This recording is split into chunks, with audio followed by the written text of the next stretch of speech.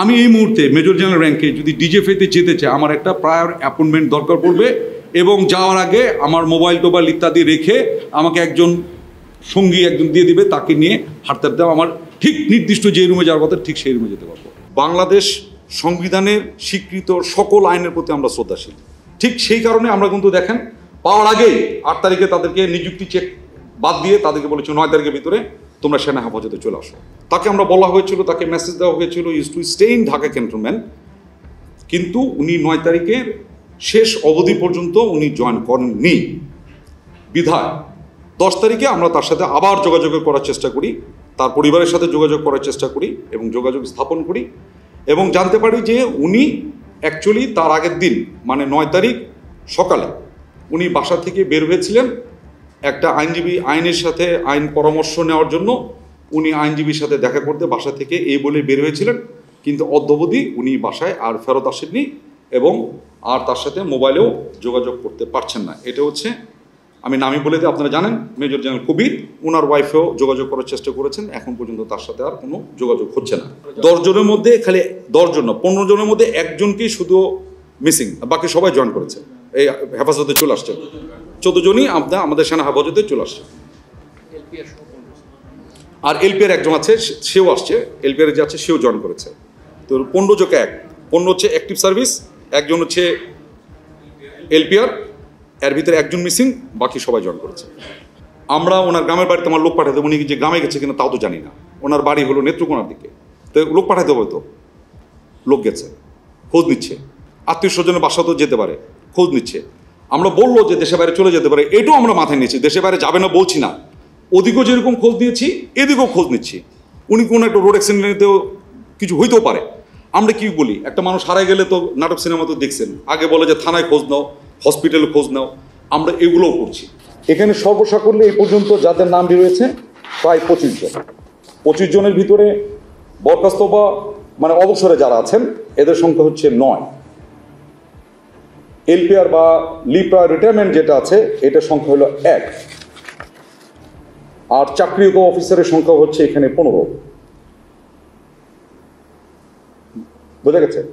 এখন যারা অবসরে চলে গেছেন, এলপিআর না, যারা অবসরে চলে গেছেন তার প্রতি যদিও বা আমাদের সেনা আইন তার উপরে ওইভাবে খাটে না।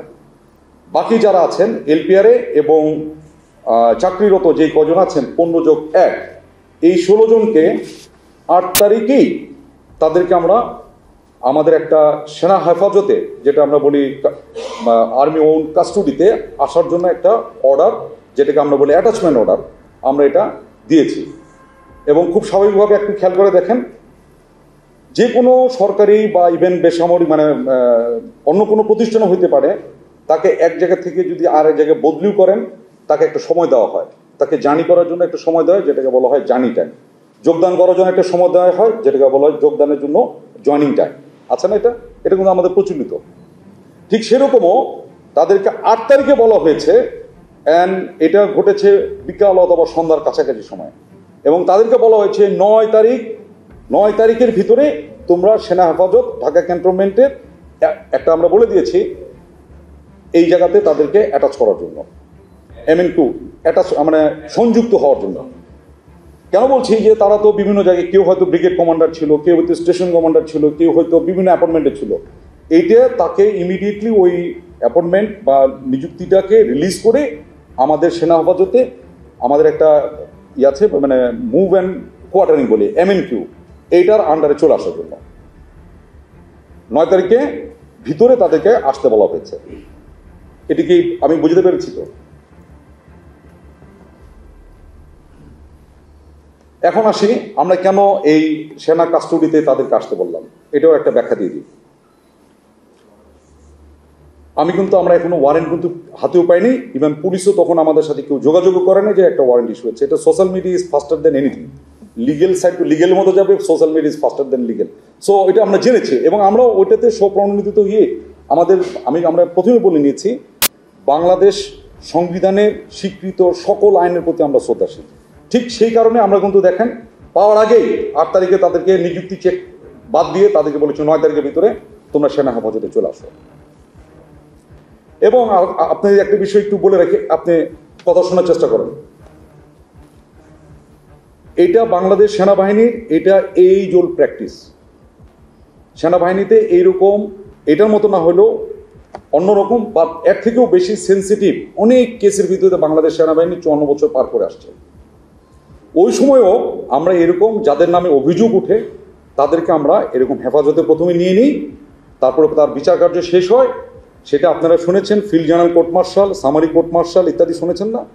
এই কোর্ট মার্শালগুলো বিভিন্ন প্রকারের কোর্ট মার্শাল আছে, এইগুলো সব শেষ করার পরে রায় যখন হয় তখন তার বিচারের রায় অনুযায়ী আইনানুগ ব্যবস্থা গ্রহণ করা হয়। কেউ বরখাস্ত হয়, কেউ জেলে যায়, কেউ ছাড়া পায়, কেউ ইত্যাদি ইত্যাদি। এটা কিন্তু আজকের না, গত 54 বছরে সেনাবাহিনীর এইরকম অনেক ঘটেছে। সবগুলোর ভিতরে আমি এত কিছু বলার এখন অবকাশ কম, জিজ্ঞেস করলে বলতে পারবো। এরকম ভাবে হয়েছে এবং খুব সেন্সিটিভ ইস্যুগুলো তো হয়েছে, এটা আপনারা একটু মনে রাখেন। আপনারা অনেকে হয়তো ধরতে পারছেন আমি কোনটা মেইন করছি। এর ভিতরে একটা জিনিস ঘটে গেছে, সেটা হলো যে আমাদের যে 15 জন চাকরিরত আছেন এর ভিতরে 10 জনই রেসপন্স করেছেন। শুধু একজন, তাকে আমরা বলা হয়েছিল, তাকে মেসেজ দেওয়া হয়েছিল use to stay in Dhaka cantonment, কিন্তু উনি 9 তারিখের শেষ অবধি পর্যন্ত উনি জয়েন করেননি। বিধায় 10 তারিখে আমরা তার সাথে আবার যোগাযোগ করার চেষ্টা করি, তার পরিবারের সাথে যোগাযোগ করার চেষ্টা করি এবং যোগাযোগ স্থাপন করি এবং জানতে পারি যে উনি অ্যাকচুয়ালি তার আগের দিন মানে 9 তারিখ সকালে উনি বাসা থেকে বের হয়েছিলেন একটা আইনজীবী আইনের সাথে আইন পরামর্শ নেওয়ার জন্য। উনি আইনজীবীর সাথে দেখা করতে বাসা থেকে এই বলে বের হয়েছিলেন, কিন্তু অদ্যাবধি উনি বাসায় আর ফেরত আসেননি এবং আর তার সাথে মোবাইলেও যোগাযোগ করতে পারছেন না। এটা হচ্ছে, আমি নামই বলে দিই, আপনারা জানেন মেজর জেনারেল কবির, ওনার ওয়াইফেও যোগাযোগ করার চেষ্টা করেছেন, এখন পর্যন্ত তার সাথে আর কোনো যোগাযোগ হচ্ছে না। এটার প্রেক্ষিতে আমরা কি কি করলাম বা আমাদের কি করণীয় ছিল, কি করতে পারছি, এটা সমস্ত ডিপার্টমেন্টের কিছু নিজস্ব এবং এটা দেশের প্রচলিত আইনের ভিতর থেকেই অনেক কিছু আমরা করি। আমাদেরও এরকম আছে।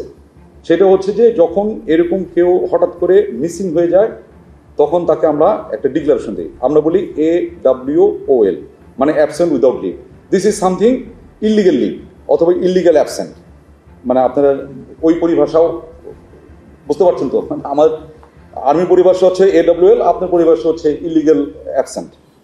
ইলিগাল অ্যাবসেন্ট হওয়ার সাথে সাথে আমাদের একটা নিয়ম আছে, সেই অনুযায়ী তাকে আমরা ইলিগাল অ্যাবসেন্ট হিসেবে ঘোষণা করা হয়ে গেছে অফিসিয়ালি। এবং তার এটা ইলিগাল অ্যাবসেন্ট ঘোষণা করার পরে যে প্রসেস যেগুলো আছে, আমাদের কিছু প্রসেস আছে, কোথায় কোথায় ওয়ারেন্ট ইস্যু করতে হবে সেগুলো আমাদের একটা অ্যাপেন্ডিক্স আছে, ওই অনুযায়ী এটা আমাদের সরকারিভাবে আমাদের যে দপ্তর এটার সাথে জড়িত তারাও এটা ইস্যু করেছে। এটা ঘটনা হলো 10 তারিখ। আর আজকে এই জন্য আপনাদেরকে ডাকছি সবচেয়ে কারেন্ট ইনফরমেশন দেওয়ার জন্য, ঠিক আছে? বাকি 10 জনের মধ্যে খালি 10 জন, 15 জনের মধ্যে একজনকেই শুধু মিসিং, বাকি সবাই জয়েন করেছে, এই হেফাজতে চলে আসছে। 14 জনই আমাদের সেনা হেফাজতে চলে আসছে। আর এলপিআর একজন আছে, সেও আসছে, এলপিআর যে আছে সেও জয়েন করেছে। তো 15 জনকে 15 হচ্ছে অ্যাক্টিভ সার্ভিস, একজন হচ্ছে এলপিআর, এর ভিতরে একজন মিসিং, বাকি সবাই জয়েন করেছে। হ্যাঁ, 15 জন অলরেডি আমাদের সেনা হেফাজতে সংযুক্ত হয়েছে। এখন আমি যে স্টেটটা দিলাম, এই স্টেটটা আপনাদের দেখার কথা ছিল। আরও কিছু আমরা কাজ করেছি, যেটা বললাম আপনার ইভেন অ্যাপেন্ডিক্স ও বলে একটা কথা আছে, ওইখানে কার কার কাছে এই ওয়ারেন্ট যাবে, পুলিশের, অমুকের, ডিস্ট্রিক্ট অ্যাডমিনিস্ট্রেশন, এরকম একটা লম্বা লিস্ট আছে, ওই অনুযায়ী কাজ চলতেছে। সাথে সাথে আর একটা কাজও করেছি আমরা, সেটা হচ্ছে যে ডিজিএফআই, এনএসআই, বিজিবি সকলকে আমরা বলেছি ল্যান্ডপোর্ট, এয়ারপোর্ট, সিপোর্ট, যে যেখানে আছো, যার যেটা দায়িত্ব আছে, তোমরা একটু চেষ্টা করবা যে যাতে দেশের বাইরে উনি চলে যেতে না পারেন, ইলিগালি দেশের বাইরে যেতে না পারেন। এখন আপনি খেয়াল করে দেখেন, আমরা ওনার গ্রামের বাড়িতে আমার লোক পাঠাতে, উনি যে গ্রামে গেছে কিনা তাও তো জানি না। ওনার বাড়ি হলো নেত্রকোনার দিকে, তো লোক পাঠাতে হবে, তো লোক গেছে, খোঁজ নিচ্ছে, আত্মীয় স্বজনের বাসা তো যেতে পারে, খোঁজ নিচ্ছে। আমরা বললো যে দেশের বাইরে চলে যেতে পারে, এটাও আমরা মাথায় নিয়েছি, দেশের বাইরে যাবে না বলছি না, ওদিকেও যেরকম খোঁজ নিয়েছি এদিকেও খোঁজ নিচ্ছি। উনি কোনো একটা রোড অ্যাক্সিডেন্টেও কিছু হইতেও পারে। আমরা কি বলি, একটা মানুষ হারাই গেলে তো নাটক সিনেমা তো দেখছেন, আগে বলে যে থানায় খোঁজ নাও, হসপিটালে খোঁজ নাও, আমরা এগুলোও করছি। অ্যাট দ্য সেম টাইম দেশের বাইরে যাতে না যেতে পারে এই জন্য আমি ব্যক্তিগতভাবে ডিজিএনএসআই, ডিজিএস, বিজিবি এবং ডিজিডিজিএফআইকে আমি নিজেই ফোন করেছি, নিজেই আমি বলেছি যে, এবং মোবাইল নাম্বারও দিয়েছি ইত্যাদি ইত্যাদি। এ ব্যাপারে আমি আপনাকে বলতে পারি, যদি মনে করেন যে আপনাদের কাছে কিছু ইনফরমেশন আসছে, এটা কিন্তু ওনাকে আমি ধরতে হবে এটা না, ওনার সেফটিতে একটা ব্যাপার আছে। উনি তো এই দেশের একজন মানুষ, তো উনি তো একজন এজ এ হিউম্যান, সে একটা রোড অ্যাক্সিডেন্ট তো হইতে পারে। আপনারা যদি কোনো প্রকারে যদি মনে করেন যে না, আমি এই মুহূর্তে মেজর জেনারেল র্যাঙ্কে যদি ডিজিএফআইতে যেতে চাই, আমার একটা প্রায়র অ্যাপয়েন্টমেন্ট দরকার পড়বে, এবং যাওয়ার আগে আমার মোবাইল টোবাইল ইত্যাদি রেখে আমাকে একজন সঙ্গী একজন দিয়ে দিবে, তাকে নিয়ে হাঁটতে হাঁটতে আমার ঠিক নির্দিষ্ট যে রুমে যাওয়ার কথা ঠিক সেই রুমে যেতে পারবো। তাহলে ওই ডিজিএফআইতে গত 2009, 2007, 14, 15, 20 ওই সময় কি ঘটেছিল আর্মি কিভাবে জানবে? And the reporting is not army. যদি আমি ওই অপরাধ যেটা হয়েছে ওটা যদি না জানতে পারি, তাহলে আমি কিভাবে ওটার বিচার আমি করতে পারি? তাহলে কি সম্প্রতি যে এই জন্য আমি বলছি যে যখন কমিশন কাজ করছে, we gave them full support. You can talk to the commission. আমরা যখন যেভাবে তারা চেয়েছে, আমাদের যতটুকু সম্ভব, বরিশালে অফিসার আছে তাকে চেয়েছে আগামীকাল সকাল 9টার ভিতরে, ওভারনাইট সে চলে আসছে, এসে কমিশনে গেছে হাজিরা দিতে। তাহলে কি এই যারা গুমের সঙ্গে জড়িত বলে অভিযোগ তোলা হচ্ছে, তাদের দায় কি বাংলাদেশ সেনাবাহিনী নেবে কি নেবে না? একটি প্রশ্ন। আপনি কি মনে করেন? না, এটি আপনাদের কাছে দিলাম। বাংলাদেশ সেনা যেহেতু ডিজিএফআই আপনাদের অ্যাটাচ নয়, এটি হলো অ্যাটাচ না, আমাদের আন্ডারে না, এটা হলো আন্ডারে না। আচ্ছা, আমি আপনাকে একটা ছোট্ট একটা জিনিস বলি, অনেক বুঝতে সুবিধা হবে। এই ইন্টেলিজেন্স নিয়ে আপনাদের অনেক কথা শোনেন না? ইন্টেলিজেন্স কাজ করে নর্মাল যে আউটফিট তার একটা উপরে। আমি একটু উদাহরণ দিলে হবে। আমাদের প্রত্যেকটা ডিভিশন, মানে একটা বড় বড় ক্যান্টনমেন্ট, যেমন যশোর ক্যান্টনমেন্ট, কুমিল্লা ক্যান্টনমেন্ট, এগুলো বড় বড় ক্যান্টনমেন্ট, এক একটা করে ডিভিশন থাকে, ডিভিশনে একটা করে জিওসি থাকেন। ওনার একটা ইন্টেলিজেন্স আউটফিট আছে, ওটাকে আমরা বলি ফিল্ড ইন্টেলিজেন্স ইউনিট। ওইখানকার যত ব্রিগেডিয়ার, ব্রিগেড কমান্ডার, ইউনিটের কমান্ডিং অফিসার ইত্যাদি ইত্যাদি, তাদের যত কর্মকাণ্ড যা আছে তার একটা ফিডব্যাক, ইন্টেলিজেন্স রিপোর্ট সরাসরি জিওসি পান। ঠিক ওই ডিভিশন, ওই কুমিল্লা ক্যান্টনমেন্টে, ওই যশোর ক্যান্টনমেন্টে আরেকটা আউটফিটে কাজ করে, যেটার নাম হচ্ছে আর্মি সিকিউরিটি ইউনিট। এটা হলো সরাসরি সেনা প্রধানের আন্ডারে। ওই জিওসি কি করেন, বা তারও তো একটা চেক দরকার। সেনাপ্রধান বিভিন্ন ইনস্ট্রাকশন দিচ্ছেন, ওটা ঠিকমতো প্রতিপালন হচ্ছে কিনা, ওটারও তো একটা ফিডব্যাক দরকার। ওই ইন্টেলিজেন্সের কাজ করে কিন্তু আর্মি সিকিউরিটি, মানে স্তরটা বুঝতে পেরেছেন? এখন এই 3 বাহিনী কাজ করে, 3 বাহিনী ঠিকমতো কাজ করছে কিনা এটা কে দেখভাল করবে? Defence minister. আমাদের জন্য prime minister, defence minister most of the time single. তাহলে উনি কেমনে করে জানবেন? For his or her is the DGFI. তার মানে আপনি বুঝতেছেন যে আমাকে সুপারভাইজ করবে, যে whether I am doing the correct job or not, সে তো আমার আন্ডারে না। ওখানে কতগুলো কথা বলা ছিল, যেমন ধরেন সাথে সাথে ওয়ারেন্ট অফ অ্যারেস্ট ওয়ারেন্ট যেটা, সেটাও ইস্যু হয়ে যায়। তো ইস্যুটার ক্ষেত্রে আপনারা সাংবাদিক, আমাদের থেকে আপনারা এটা বেশি জানেন। সেটা হচ্ছে যে এই ওয়ারেন্টটা ইস্যু করে ট্রাইব্যুনাল থেকে, করার পরে এটা কার কাছে যায়? পুলিশের কাছে, আইজিপির কাছে যায়। তাকে একটা ডেট দেওয়া আছে, 22 তারিখের ভিতরে এটা তাকে কার্য সমাপ্ত করতে বলেছেন।